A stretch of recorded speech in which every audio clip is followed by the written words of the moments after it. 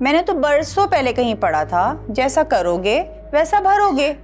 जैसे आपने अपनी चारों बेटी के ससुराल वालों को इंतहाई सस्ते और घटिया कपड़े दिए थे, ऐसा ना हो कि आपके होने वाली बहू के मैके वाले भी आप जैसी हरकत कर बैठें।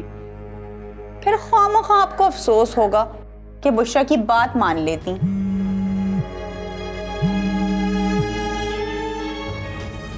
हेलो, अस्सलाम वालेकुम। वालेकुम अस्सलाम। अरे फारूक को कॉल की थी कि बच्ची तुम्हें बहुत याद करती है, आगे बुशरा को ले जाओ, लेकिन वो कहता है कि नहीं, मैं नहीं आ रहा। मैंने कहा चलो कोई बात नहीं, हम छोड़ जाते हैं। तो कहने लगा नहीं, रखें उसे अपने पास, साल 2 साल मैके में बैठेगी तो उसकी अकल ठिकाने आ जाएगी।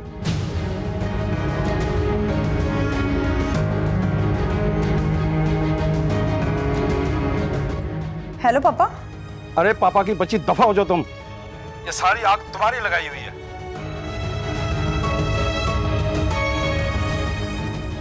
क्या हुआ मम्मा?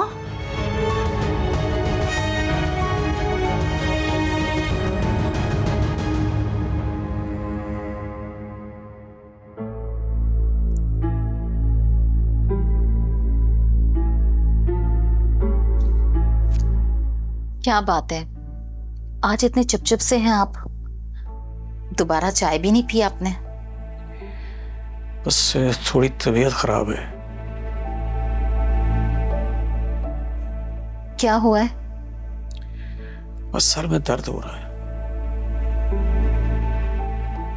ये दर्द सर भी आपने खुद ही लिया है। किसने कहा था आपको कि इतनी बड़ी फैमिली में अपनी बेटी का रिश्ता कर दें?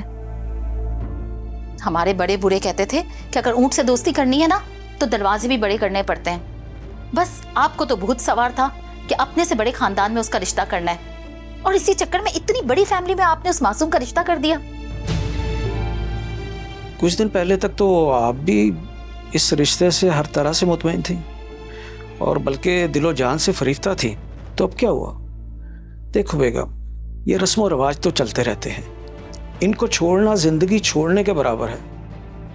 100 में से शायद कोई एक आदमी हो जो इसके मुताबिक ना चलता हो, लेकिन होगा वही जो इसको अफोर्ड ना कर सकता हो। और यह लेन देन तो हर जगह चलता है।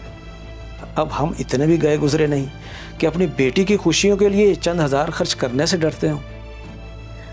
बात डर की नहीं है, बात उनके रवैये की है जो रिश्ता करते ही बदल गया। अरे वहम है आपका बेगम, आपने तो मुझे भी डरा दिया। अल्लाह सब बेहतर करेगा, बस तुम दुआ करो।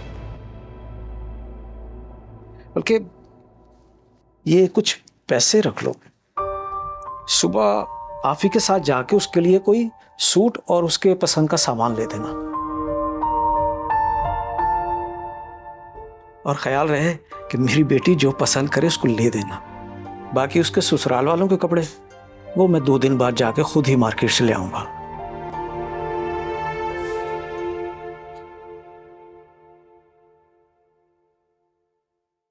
आपकी बात हुई फारूक से? हाँ, मैंने फोन किया था लेकिन वो बार बार काट रहा था। बुशरा को तो कोई फिक्र ही नहीं है, मजे से पड़ी सो रही है, और एक हम इसकी फिक्र में अपना खाना पीना हराम किए बैठे हैं। तुम्हारी औलाद ने से मुझे शुरू से परेशान करके रखा हुआ है। अपने बरखुरदार को देख लो, 10-11 बजे से पहले दुकान पे नहीं आते, उनकी नींदें ही नहीं पूरी होती। जिस दिन मैं कब्र में जाके सो गया, फिर देखना ये कैसे घर चलाएगा। अल्लाह ना करे आपको कुछ हो, अल्लाह आपकी उम्र दराज करे, कभी तो खैर के अल्फाज मुंह से निकाल लिया करे। अरे वो बच्ची को मार रही होगी, जाके देखो। परेशान करके रखती है।